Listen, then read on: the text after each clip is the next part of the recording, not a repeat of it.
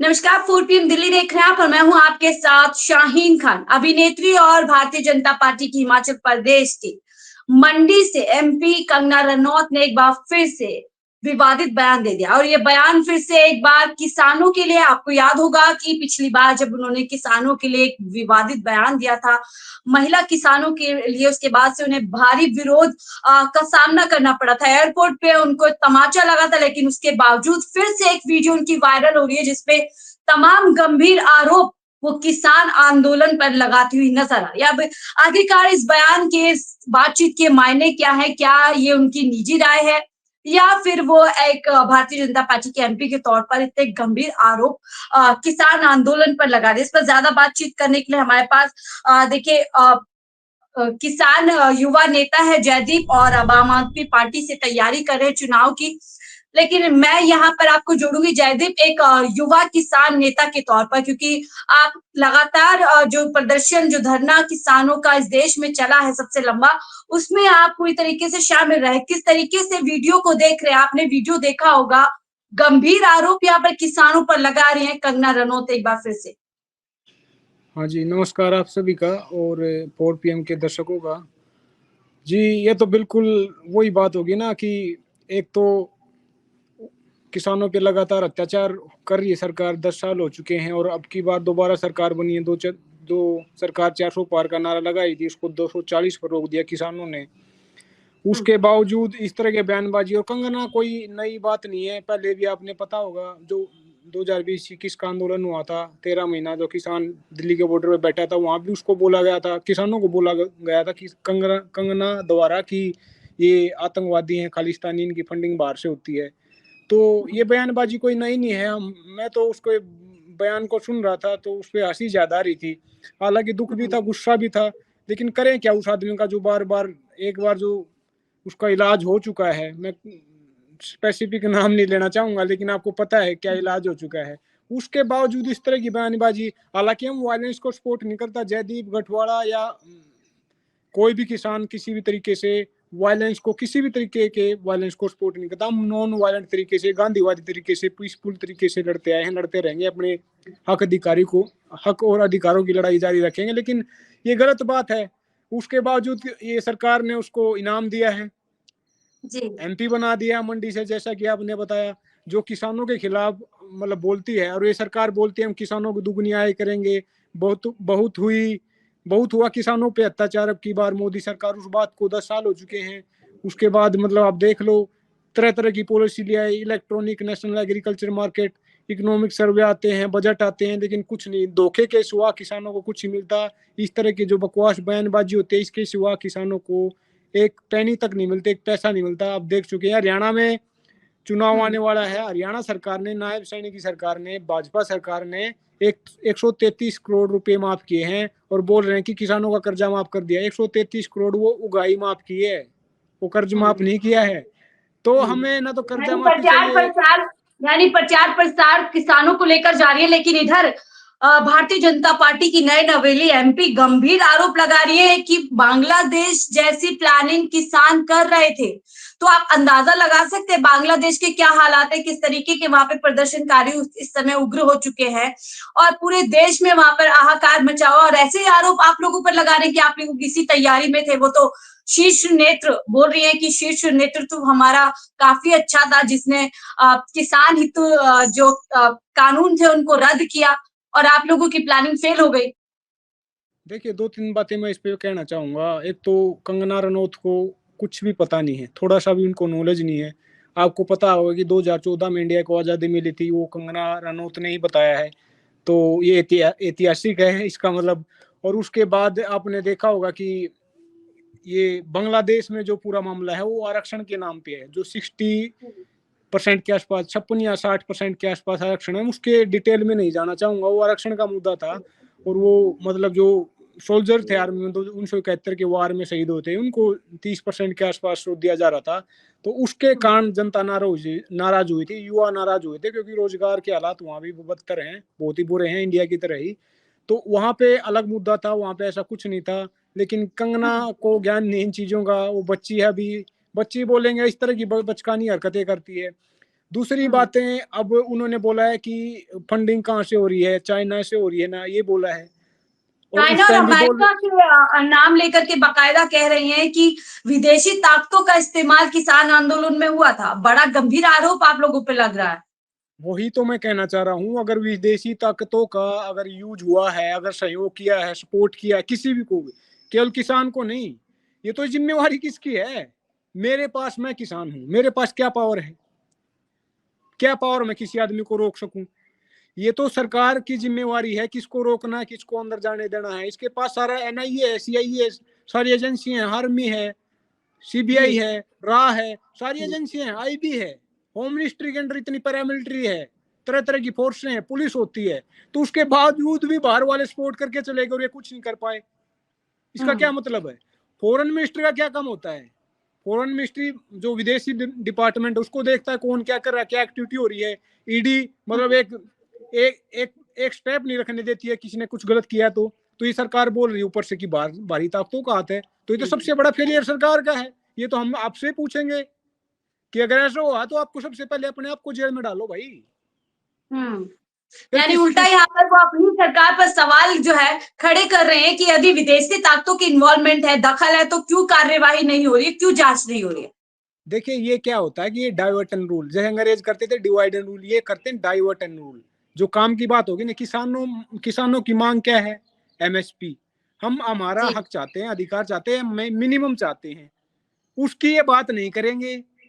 किसान के हक की बात नहीं करेंगे, मजदूर के हक की बात नहीं करेंगे, नौजवान के हक की बात नहीं करेंगे, महिलाओं की बात नहीं करेंगे। ये मणिपुर में क्या हुआ उसकी बात नहीं करेंगे। ये विनेश फोगाट, साक्षी मलिक के साथ क्या हुआ जंतर मंत्र पे, उसकी बात नहीं करेंगे। लेकिन इस तरह की बयानबाजी क्या है? जरा सर बात क्या होती है कि अगर बयानबाजी से, बकवास करने से, झूठी बातें करने से अगर आपको वोट मिल जाती है, जाति धर्म की राजनीति करने से अगर आपको वोट मिल जाती है, तो काम क्यों करोगे आप? मतलब ही नहीं है। तो ये इसलिए ये छोड़ रखे हैं, और इन चीजों पे टाइम वेस्ट होता है। ऐसे लोगों को जनता का प्रतिनिधित्व क्या है, इनको मतलब एक एक गली का भी मुखिया नहीं बनाना चाहिए, जो कंगना रनावत जैसे लोग और भी हैं देश में, क्योंकि इनको तो ना पता है किसी चीज का, ना डेमोक्रेसी का पता है। डेमोक्रेसी क्या होती है? Dialogue, debate and decent.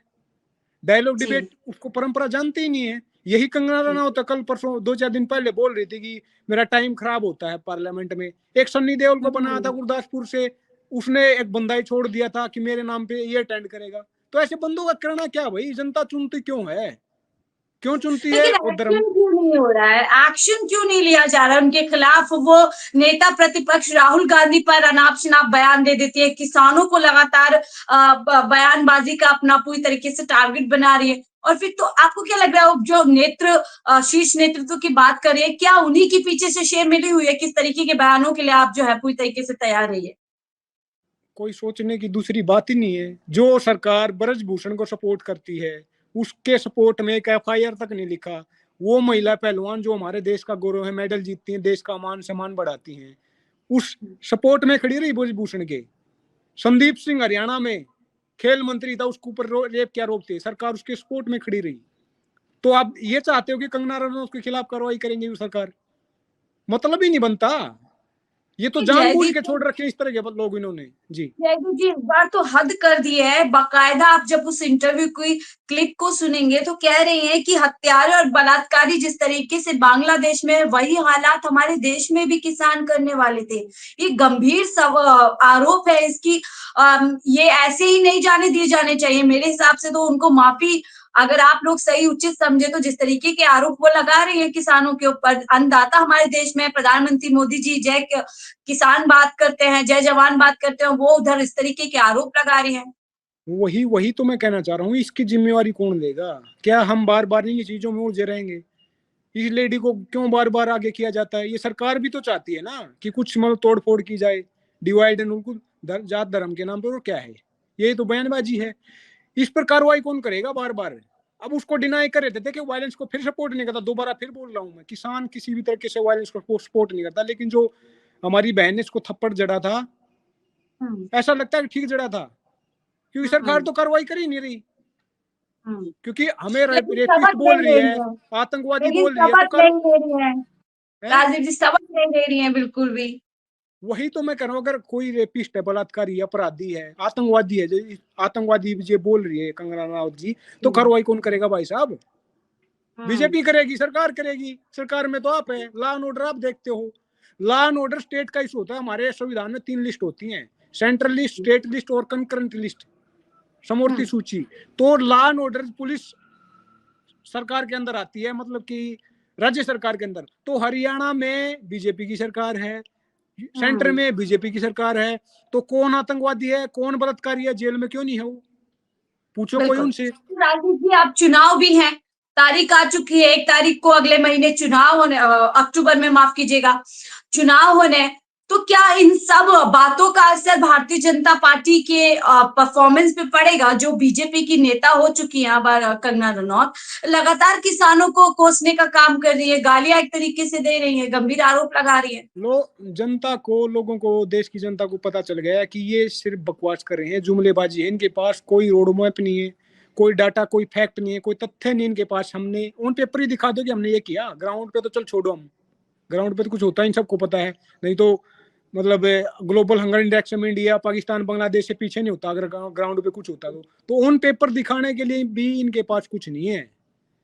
मैं हरियाणा से आता हूँ, पूरे देश में सबसे ज्यादा बेरोजगारी हरियाणा में है। नौजवान युवक परेशान होके इनकी नीतियों के कारण, इनके कानूनों के कारण अपना घर बार छोड़ के, जमीनें बेच के, घर गिरवी रख के विदेशों में जा रहे हैं डंकी के थ्रू। शाहरुख खान की मुंह है ये डंकी, वो हरियाणा पंजाब पे बेस्ड है। ये हालात हो गए। 10,000 की नौकरी नहीं मिल रही, बड़ी बड़ी डिग्रियां उठा के घूम रहे युवा। ये हालात हरियाणा सरकार में 2 लाख वैकेंसियां खाली पड़ी हैं। कौन भरेगा उनको? है कोई मतलब जवाब देने वाला इनके पास? नहीं है। तो ये जो हालात हैं, अब चुनाव भी नजदीक है, तो क्या कंगना के बयानों का असर हरियाणा में देखने को मिलेगा? क्या किसान, पहले ही लग रहा था जिस तरीके से बॉर्डर्स किसानों के लिए बंद कर दिए गए थे दिल्ली के, और जो रवैया अपनाया गया था उसके चलते पहले ही लग रहा है कि हालत खराब है भारतीय जनता पार्टी की, और ऊपर से इस तरीके के बयान कंगना का क्या आग में घी डालने का काम करेंगे? नहीं, इस तरह टटपुंजी, हम हरियाणा के लोग जागरूक हैं। हरियाणा के लोग शरीर से भी और दिमाग से भी मजबूत होते हैं, वो इलाज करना चाहते हैं। दूषण चौटाला के साथ हमने क्या किया या क्या कर रहे हैं आपको पता होगा, बीजेपी के साथ क्या कर रहे हैं गांव में जाते हैं वो भी आपको पता होगा। तो वोट की तो बात ही दूर है। अब की बार इनको जमुना पार, जमुना मतलब जो यमुना नदी आती है वो हरियाणा से टच होकर आती है, इनको जमुना पार करेंगे अब की बार। हरियाणा में बीजेपी, जेजेपी नाम की, जो हमारे साथ गद्दारी करेगा, हरियाणा के युवा के साथ, किसान के साथ, नौजवान के साथ, मजदूर के साथ, बेटी के साथ, उसके साथ हम न्याय नहीं करेंगे, लिख कर ले ले। और ये तो सब बयानबाजी है, ये हथकंडे हैं, ये डाइवर्ट करने वाली बातें माफी की हैं। मांग करेंगे आप? आखिरी सवाल ले रही हूँ, क्या आप लोग, क्योंकि अब पॉलिटिकली आप भी इन्वॉल्व हो चुके हैं, तैयारी कर रहे हैं, तो क्या एक पॉलिटिकल पार्टी के नुमाइंदे होते, आप माफी की मांग करेंगे हरियाणा के किसानों के लिए इस बयान के लिए? 100% का है, लेकिन क्या है कि जो आदमी बार बार गलती, एक बार गलती होती माफी दी जा सकती है, 2 बार गलती माफी दी जा सकती है। ये तो बार बार गलती कर रही है, इसका तो कुछ और इलाज है, इसका तो कुछ और इलाज है, और वो इलाज जेल है। आपको लग रहा है? वो इलाज जेल है। ऐसे लोगों को जेल में होना चाहिए। लेकिन सरकार इन लोगों को सपोर्ट करती है। ये जो फ्रिंज एलिमेंट होते हैं, जो एक्सट्रीमिस्ट होते हैं, जो समाज में द्वेष, घृणा फैलाते हैं, नफरत फैलाते हैं, उन लोगों को सरकार सपोर्ट करती है, क्योंकि ये लोग इनके एजेंडे में फिट हो रहे हैं। और इन एजेंडे में फिट होने के कारण मतलब वोट बैंक में फिट हो रहे हैं। ये वोट बैंक के लिए तो घूम लिए। कंगना का राजनीति का क्या लेना देना है? जिस औरत को ये नहीं पता कि इंडिया आजाद कब हुआ था, वो एक सांसद बना दी देश के लोगों ने। किस कारण? क्योंकि सेंटर सरकार सपोर्ट करती है, एक बड़ी पार्टी सपोर्ट करती है। लोगों को बहकाओ, राज करो, यही तो चल रहा है। लोगों को अपनी रोजी रोटी, कपड़ा मकान की नहीं पड़ी है, शिक्षा स्वास्थ्य की नहीं पड़ी है, लेकिन धर्म और जातियां बचाने में लगे हुए हैं, अपनी भाषाएं बचाने में, वर्ग को बचाने में लगे हुए हैं। ये समझने की बात है। 78 साल आजादी को हो चुके हैं, झंडे फहराए जा रहे हैं, हर घर तिरंगा के नारे लगाए जा रहे हैं, लेकिन हर पेट को रोटी नहीं है, हर हाथ को रोजगार नहीं है, हर किसान को, मजदूर को उसकी मजदूरी नहीं है, किसान को उसका भाव नहीं है, एमएसपी नहीं है, बेटी को सम्मान नहीं है। ये सच्चाई है। मणिपुर में नंगा दौड़ाया गया था। मणिपुर में गए प्रधानमंत्री जी, वहां पे तो आंसू बहा रहे हैं, यूक्रेन में जाके जेलेंस्की के कंधे पर हाथ रख के फूट फूट के रो रहे हैं। अरे मणिपुर में क्यों नहीं कार्रवाई की? अपना देश है। तो कोई रोड मैप नहीं है, कोई इनके एजेंडे में काम नाम की चीज नहीं है, काम की राजनीति नहीं है। ये बिल्कुल बकवास करते हैं, 100% देश विरोधी हैं, देशद्रोही हैं। किसान विरोधी हैं, जो जिस तरीके के बयान कंगना लगातार दे रही हैं और ऊपर से शीर्ष जो नेतृत्व है वो उनको पूरी तरीके से एक ऐसा लग रहा है कि मान लीजिए छूट दे दीजिए। फिलहाल इन बयानों का हरियाणा चुनाव पे क्या असर होगा, ये अपने आप में एक बड़ा सवाल है। बहुत बहुत शुक्रिया हमसे जुड़ने के लिए सर, बहुत अहम मुद्दा था जिस पर हम चर्चा कर रहे थे। फिर आपसे अगली बार मिलेंगे।